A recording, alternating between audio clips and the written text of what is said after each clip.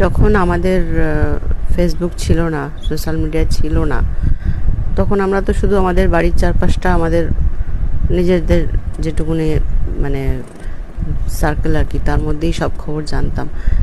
আর এখন এটা হয়ে না, চারিদিকের খবর সব দেখতে হয়, শুনতে হয়, জানতে হয়, তো ভালো লাগে না, একদম ভালো লাগে না। মানে কীরকম বলবো,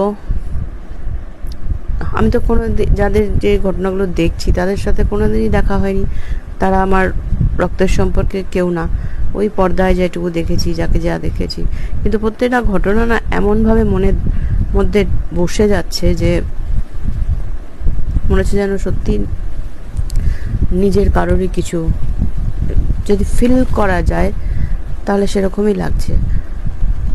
যতগুলো ঘটনা ঘটছে, আকস্মিক সমস্ত ঘটনা, তাহলে তার কাছের লোকজন, যাদের সন্তান, তারা কীভাবে থাকতে হচ্ছে মানে সহজেই অনুমেয়।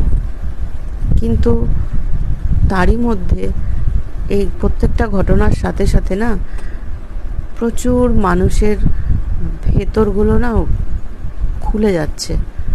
ওপরে বোধহয় মুখোশ পরা থাকে, কিন্তু যখন এই কমেন্ট সেকশন দেখছি, কিছু দেখছি, ভেতরগুলো সব খুলে যাচ্ছে। শোকেরও পরিমাপ হচ্ছে, কোথায় কে হেসে কাকে মালা দিল, কোথায় কে তার স্বামীর মৃত্যুতে হাসলো, কেন চোখে জল নেই, কেন উথালি পাথালি করে ক্যামেরার সামনে কাঁদা নেই, কেন শাড়ি পরা নেই। কারোর মায়ের মৃত্যু হলে সে যদি মায়ের মৃত্যু, হয়তো বয়স হয়েছে, হয়তো ভুগছিল, আমি ঠিক জানি না, তো সেখানে যদি মেয়ে সম্পূর্ণ শক্ত থেকে সাধারণভাবে কথা বলছে এবং হাতে ঘড়িটাও পরা আছে, সেখানেও কমেন্ট আসছে বন্ধুর মৃত্যুতে কেঁদে ভাসিয়ে দিচ্ছে, আর মায়ের মৃত্যুতে হাতে ঘড়ি পড়তে ভোলেনি, জিজ্ঞেস করছে কোথায় গাড়ি রয়েছে। মানে কথা বলতেই হবে। আমি ভাবি যে আমাদের তো অনেক মানুষ আছে যারা জন্মেছেন, তাদের বাকশক্তিই নেই। আমাদেরকে ঈশ্বর বাকশক্তি দিয়েছেন, সব কিছু দিয়েছেন, তো সেই বাকশক্তিটা এরমভাবে খরচা করতে হবে? নোংরা নোংরা কদর্য ভাষায় কে কার সন্তানহারা মা সন্তানের শোক ভুলে গিয়ে বিক্রি হয়ে গেল, কে বন্ধুর শোকে জল ভাসিয়ে দিল, কে তার মায়ের শোকে শোক করছে না, হাতে ঘড়ি পরে ঘুরছে, কে কোন মানুষকে হেসে মালা দিল।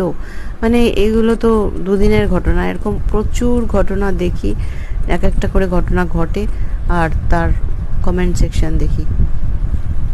তাই মানে ভাবতে পারি না যে যেখানে মানুষের মন এতটা ভারাক্রান্ত হয়ে যাচ্ছে, তাহলে এরা কারা? যারা লিখছে তারাও তো মানুষ, তাহলে তাদের কি করে এই ধরনের কথাগুলো বলতে ইচ্ছা করছে যে শোক করছে না, কাঁদছে না, হাসছে, শাড়ি পরছে না, এই ধরনের কথাগুলো বলতে কি করে ইচ্ছা করে? এখন তো আমার মনে পড়ছে না। প্রচুর প্রচুর যখন কমেন্টগুলো দেখি না, এবার এটাও দেখলাম, বেশ হয়েছে, নরাধম মরে গেছে, ওই কি কোথায় কোন কি সম্বন্ধে কি বলেছিল তাতে অনেকের রাগ রয়েছে, সুতরাং মৃত্যুর মধ্যেও রাজনীতি চলে আসছে।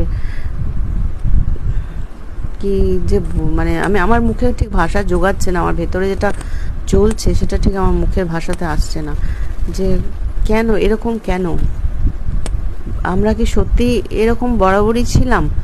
তখন মিডিয়া ছিল না বলে জানতে পারতাম না, এখন মিডিয়া হয়েছে বলে জানতে পারছি, নাকি আমাদের ভেতরের এগুলো সব অত্যন্ত এই স্তরে নেমে গেছে? কোনটা আমি জানি না। আমার মনের মধ্যে এগুলো, আমি বলতে পারছি না ঠিক কথাগুলো গুছিয়ে, কিন্তু আমার মনের মধ্যে প্রশ্নগুলো ভীষণভাবে চলছে যে এই কথাগুলো মানুষ কি করে বলতে পারে, জানি না।